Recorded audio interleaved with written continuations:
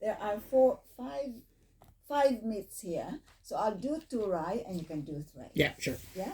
Okay. Many dreams of life abroad, imagining wealth, luxury, and ease. Social media often shows success stories, shopping sprees, and travel.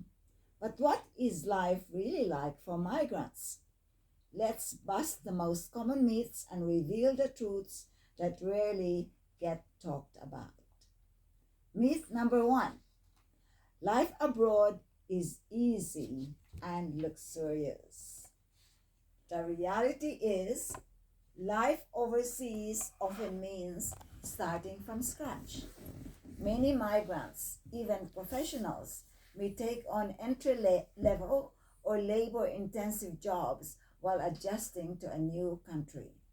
There are long hours, strict schedules, and sacrifices just to build a foundation.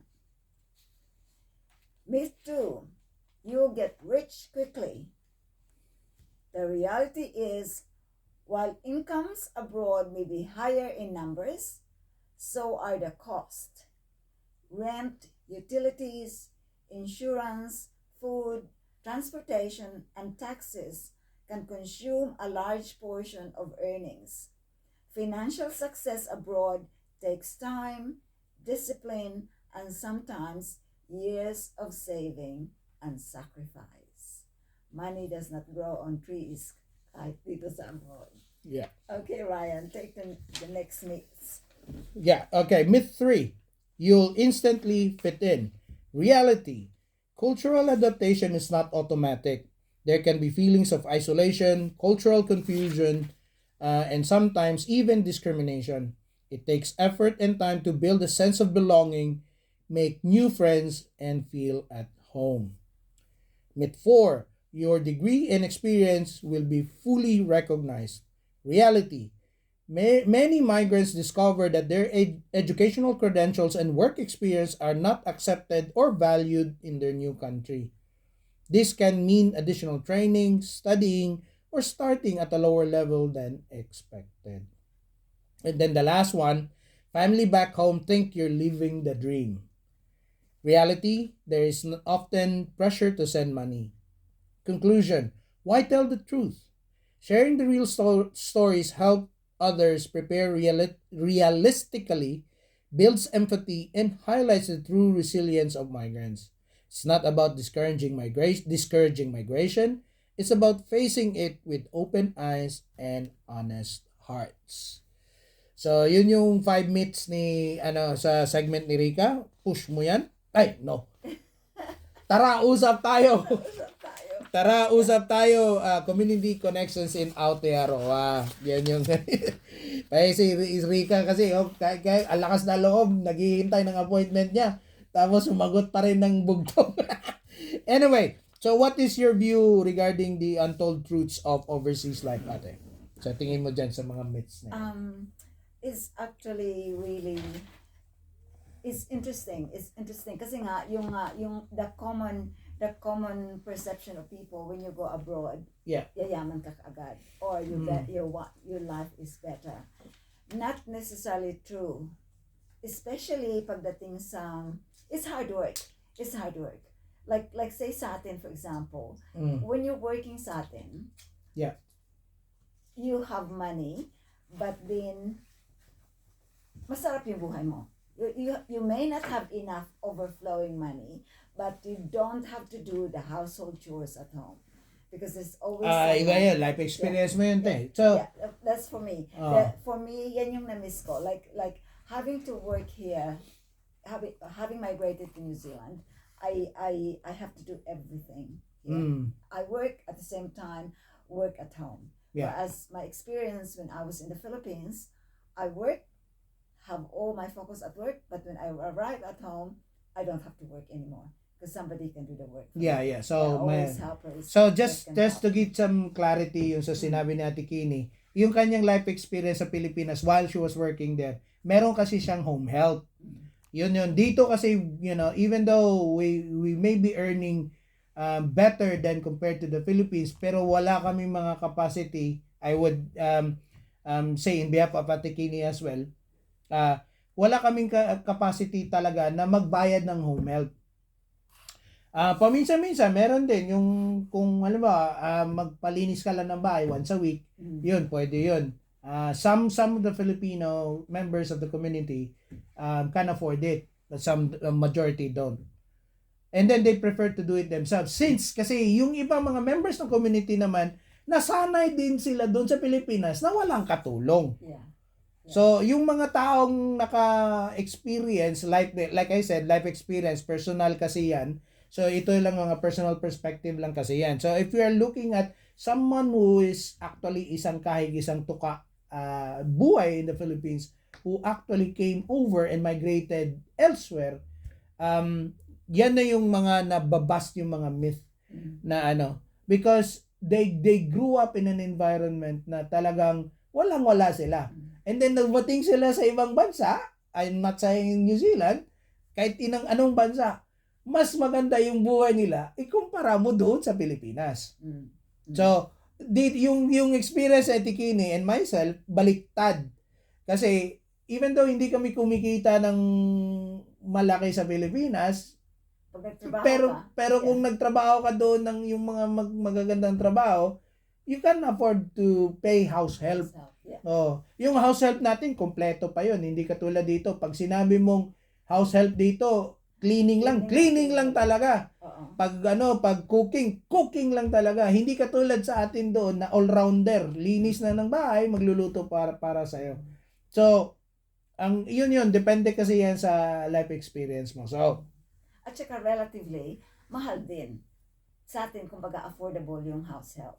Whereas here, it's relatively expensive. Yeah. Depende, yun nga, kasi parang siya, tawag nito, yung proportionate siya. So, meaning, if you can, if you afford, let us say, a salary na 100,000 pesos a month, or let us say 100,000, o sabihin na lang natin 100,000 pesos a month in the Philippines, pero you own your own home, pwede ka talagang kumuha ng katulong kasi magkano ang katulong? 10,000. Parang 10, 15,000 so a month. So you can afford it. Dito naman sa New Zealand, kung $100,000 yung sahod mo, hindi ka talaga maka-afford kasi kalahati nung pupunta lang sa house help. Magkano ang mga house help ngayon? Nasa mga 40,000 a year. So almost 50% ng sahod mo mapupunta lang sa kanila. Magbabayad ka pa ng bahay, kuryente. Yeah, which brings us to our next topic, which you'll get rich quickly. You won't, kasi nga we may be earning in dollars, but we're also spending in dollars. Yeah, as Ryan said, meron ka magbabayad ka ng bahay, kuryente mo mahal, pagkain mahal din. So you're always spending in dollars. Yeah, so money earned, money spent. Ang ibig sabihin doon. Pero hindi, depende din kasi yan. So even though these myths can apply to the general tao or yung masa, there are exceptions to the rule. So kung halimbawa dumating ka dito bilang tawag nito yung in a role or trabaho na napakalaki ng sahod, kasi dito meron talagang mga Pilipino din na sumasahod talaga ng mga like $300,000-$400,000 a year. Malalaki talaga. So that's a good salary. Yung lalo na yun. Kasi ngayon kasi even yung mga staff dito, may mga staffing roles na talaga na pumapalo na talaga na 6 figures. Meaning they hit the 100,000 mark per year. Pero you still have to consider na yung rent, utilities, insurance mo, yung food, sasakyan, kasi essential ang sasakyan dito. Hindi naman kasi pwede dito yung motor-motor ka lang. Ang pinakamurang mode of transportation sa Pinas, motor. Nakakabili lahat ng tao ng motor sa Pilipinas. So, because they are really cheap coming from China. Dito kasi napakamahal din ng mga transport dito. Yun yung private transport I'm referring to. May mga public transport pero hindi siya magma-match doon sa work schedules mo. So, yung yung getting rich quickly, depende yan. If you landed a job here na wala kang ibang binubuhay, kasi marami akong nakikita mga influencer, they convert it into peso. sa kanilang mga post, yung mga reels nila. Which I can understand. So, totoo naman talaga na you can generate or save as much as 1 million pesos in a year. In a year. Because that's only like $30,000. $30,000 lang yun. Yeah. Kayang-kayang ipunin yan within 1 year. Kayang-kaya yan sa someone who's earning like a six-figure salary dito sa New Zealand. Yeah. Pero itong myth 1, life abroad is easy and luxurious. Yan, guaranteed. That's a myth. Kasi hirap talaga din dito. Kasi katulad ng sabi ni Ate Kini nga kanina, walang katulong. So, galing ka na ng trabaho, tapos dating ka pa ng bahay, magluluto ka pa. Tapos, ikaw pa gagawa na sarili yung labada mo. Maglilinis ka ng kubeta. Maglilinis ng kubeta. Marami ka talagang gagawin kasi nga walang katulong. Yeah. So, sabihin na lang natin, if you have a husband who is willing to do the same, then, swerte mo. So, limbawa, take out the dishes, throw out the rubbish or garbage, o yung mag-lawn mower, or saan kanina sa Bisaya? Limpisa, or magmow ng lawns. Limpisa sa garden. Yan. So, yan, mostly mga husbands ang gumagawa niyan. But most of the time, as you can see here dito, mabilang mo lang talaga sa daliri. I'm just referring to the Wairarapa Filipino community. Mabilang mo lang sa daliri ang mga single income household. Talagang both husband and wife working talaga. Working. Not unless may katulad sa case namin, Michi is not working at the moment, pero nag-aaral kasi siya full-time. So, different din sa circumstance. Pero mabilang mo lang talaga, yung talagang homebound lang yung partner. Financially, mahirap talaga. Mahirap kasi napakamahal. Sa totoo lang, napakamahal ng utilities dito. Kaya mo, parang mura lang kasi tingnan, kasi lang siya, by the hundreds lang ang binabayaran mo magkano yung kuryente? $200. Parang 200 lang. Parang ganun yung feeling ng Pinoy. Pero isipin mo naman, yung sinasahod mo sa isang buwan, 4,000 lang din. Hindi naman katulad sa Pilipinas na yung sahod mo doon, umabot. Magkano minimum wage ngayon? $500 a day. Yeah. 500 pesos a day. Times 20 days. So, nasa mga, magkano yan? 10,000. Ang laki pakinggan, di ba? 10,000. Kumpara mo dito na, 4,000 a month lang yung sahod. Pero dollars. Peso doon. Yes. Tapos yung sinasabi ko na $1,000 a month. $4,000 a month. Hindi pa yan minimum wage. Yeah, that's over. Diba? Over pa yan. So, minimum wage, parang maglilinis ka lang yata ng something like 3,000 a month. Yeah. So, yung life abroad is easy and luxurious. Hindi yan. Talagang busted. Believe me, kahit dito, yung mga tawag nito, yung lasinggero, hindi naman lasinggero, pero yung malakas uminom, nag-aambagan po dito para makabili lang ng mga magandang alak. Hindi yung pa isa-isa, not unless nag-birthday. Ibang usapan na yun. Pero dito nag-aambagan para lang mag-enjoy, mag-inuman, magkantahan. Pero nag-aambagan dito po. Walang nagbabangka dito. Ganon yun. So, it's not easy and luxurious. Myth 3. You'll instantly fit in. Hindi totoo yan. That's a myth. Cultural adaptation is not automatic. Ang daming mga Pinoy dito nagko-culture shock. Ikaw, na-culture shock anong dumating ka dito? Yeah, I think so. Yeah. Because iba, obviously, iba yung kultura nila sa atin. Iba yung expectations. Yeah. So, as simple as sa atin, kapag kakain ka, di ba?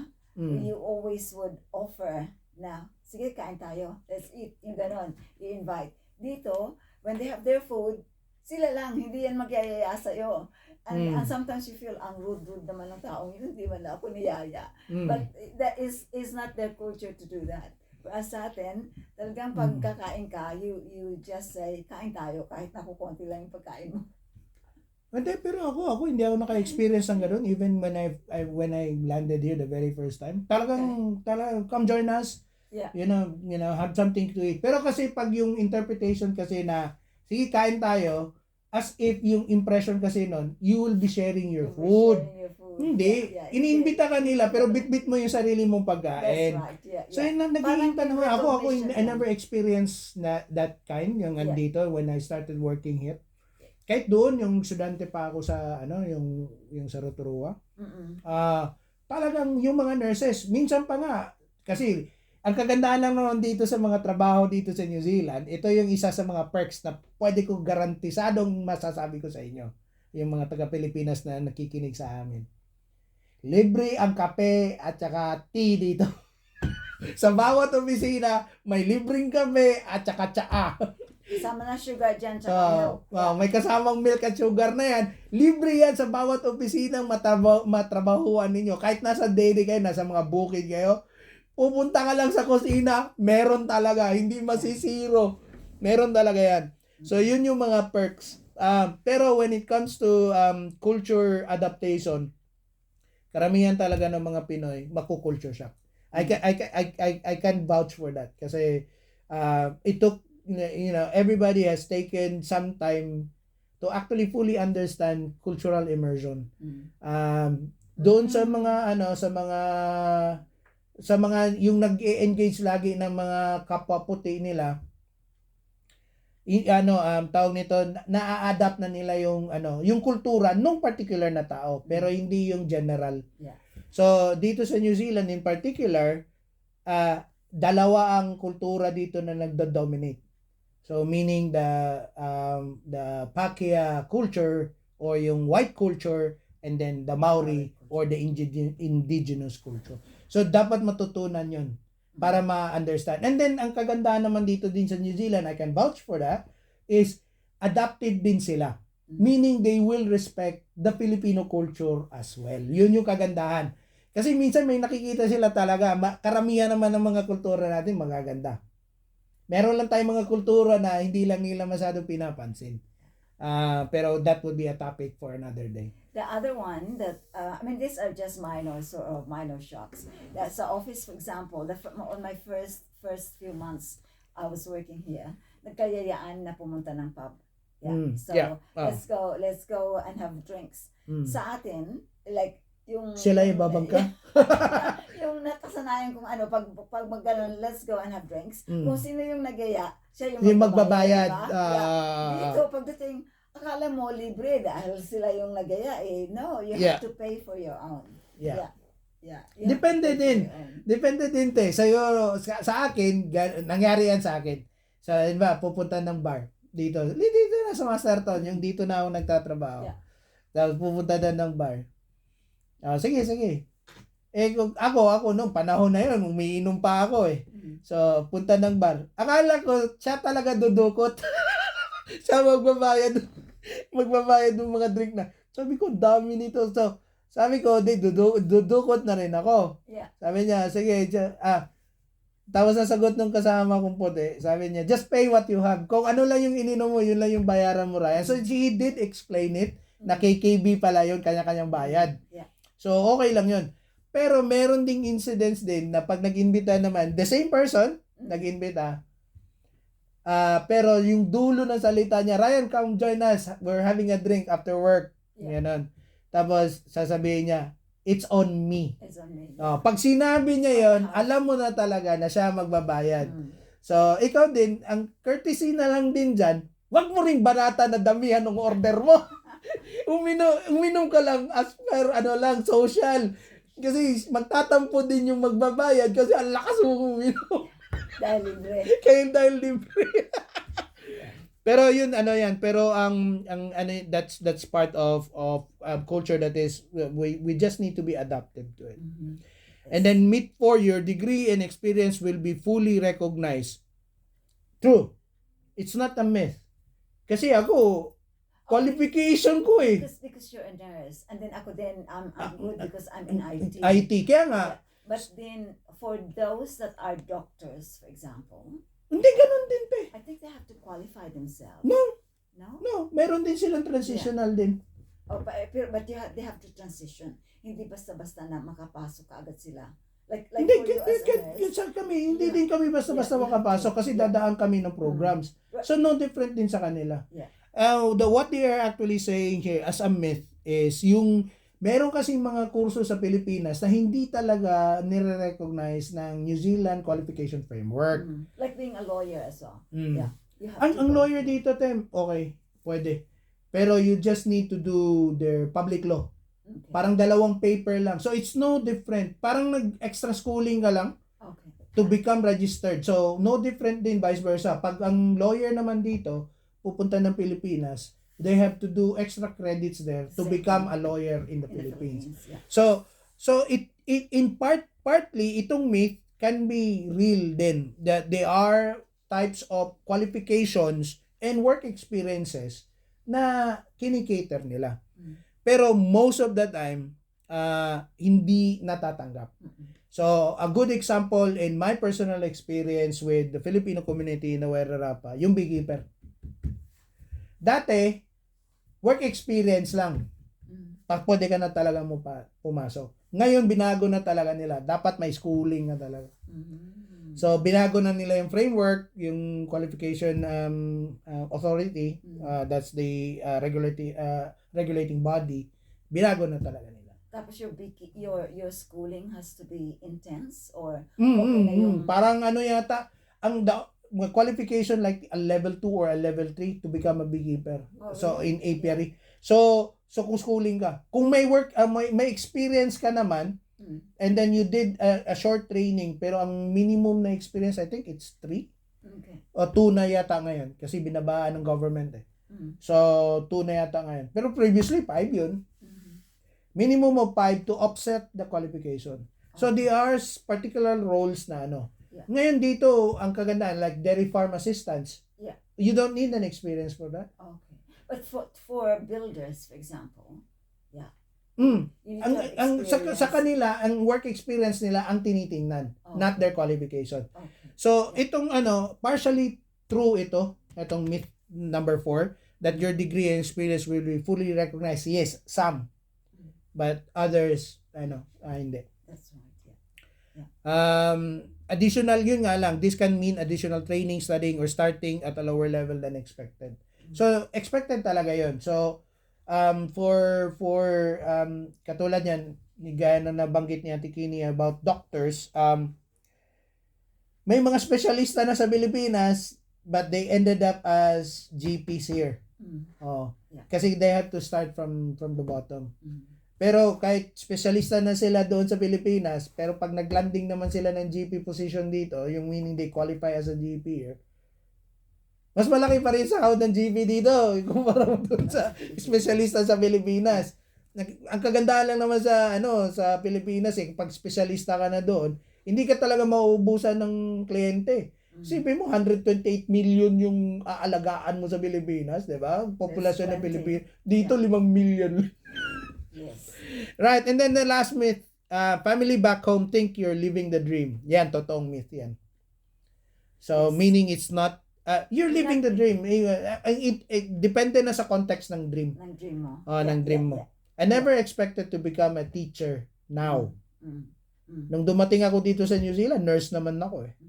Pero you're enjoying this job. Yeah. Pag hindi na ako nag-enjoy, nagre-resign naman ako. I don't stick with kung makita mo in my since I've been in New Zealand, talagang nagmo-move ako ng ibang areas. Yeah. Kasi I really want to expand my knowledge around those things. And then nag-segue pa ako. So leadership, governance, public service, community service, and then pastoral care, leadership, business, nag-business pa ako. Tapos ngayon teacher. Pero nag-umpisa bilang nurse. Yeah. So, meaning you can spread out. Depende sa context nga ng dream. If you dream of becoming rich, kaya. Pero sa umpisa, hindi mo kaya. Ito lang masasabi ko dyan. The pressure to send money. Family back home think you're living the dream. Kung sa umpisa, mahirap. Kaya nga mas gugustuhin ng mga Pinoy na kunin nila yung mga pamilya nila dito eh. Kasi alam talaga nila na mas mabubuhay mo yung immediate family mo dito. Yeah. Kaya nga dami nating mga kaibigan dito na hinuhugot nila mga kamag-anak nila. Because they would definitely a guarantee, especially moving to New Zealand, there's that huge chance for them, for their family, their extended family, to flourish. Tapos hindi ka nahirap kasi kung andito na, hindi ka na magpapadala ng pera. Although mas stricter na sila ngayon compared to many years ago. Depende din yan sa qualification. Siyempre, maluwang lang, like more than a decade ago, 2 decades ago. Maluwang. Kasi desperado ang New Zealand eh. Yeah. Pero hanggang ngayon, sa totoo lang, ito, controversial ito. Dapat kaya nga may close tayo dun eh. Na desperado pa rin hanggang ngayon. Ang problema lang sa kanila, namimili talaga sila ng tao. Yan lang yung problema eh. And then of course, yung burden din doon sa Pilipinas na dinadagdagan na rin yung restriction. But the good thing is, if you've got education Yeah. and you have the work experience, Yeah. the chances are you can get it. Yung yung ang kagandahan lang naman dito is they will still cater for your work experience. Ang problema lang kasi marami kasing mga Pilipino din in particular, so ito controversial naman ito na statement ko. Nagpapagawa kasi kayo ng mga work experience ninyo doon sa anong lugar yan sa Manila? Yun lang. Oo. Yun. Yung nagpapa-invento? Yun. Diyan na tatamaan ng kidlat. Papagalitan kayo ng Diyos ng ginagawa niyo. Mahirap yan. Kasi nga, at the end of the day, pagdating mo dito, kung nakalusot ka, tapos hindi mo naman alam yung gagawin, then problema yun. Yun nga. Yung expectation, napakaganda nung mga work experience, pinaglalagay mo dun sa CV mo. Tapos ginawa lang pala sa recto. Yari tayo dun. Pero hindi, yan, kasalanan ng tao yun, hindi kasalanan ng sambayan ng Pilipino yan. I just wanted to ensure na ito kasi yung kultura ng isang Pilipino na I really hated, it's about hubris. Yung pride ba? Pag merong isang Pilipinong nagkamali, talagang lahat isusuklam yung taong yun. Automatic yan, isusuklam. Wag, kasalanan niya yun, let him suffer the consequences. Wag nyo nang pansinin yun. Kasi at the end of the day, there will always be a rotten apple and a one full ripe basket. That's right. Yeah. That's a really good visual Analogy. Yeah. Alright, so shout out na lang kay Riga na wala dito. Apologies galing sa host ninyo. Yun nga kasi may doctor's appointment niya. At in behalf of Rica, alam ko ang i-extend niya na shout out sa mga kamag-anakan niya sa Pilipinas, lalo na yung nanay niya at mga kapatid niya doon. And of course, yung kapatid niya dito na si Rochelle at saka yung pamilya ni Rochelle. And then shout out na rin kay sa asawa niya, walang iba kundi si Deputy Chairman Edgar Bisperas. I think that's it. Balik sa Atikin. Okay, thank you for that, Ryan. That was a very interesting topic that Rica has researched. And so we've got a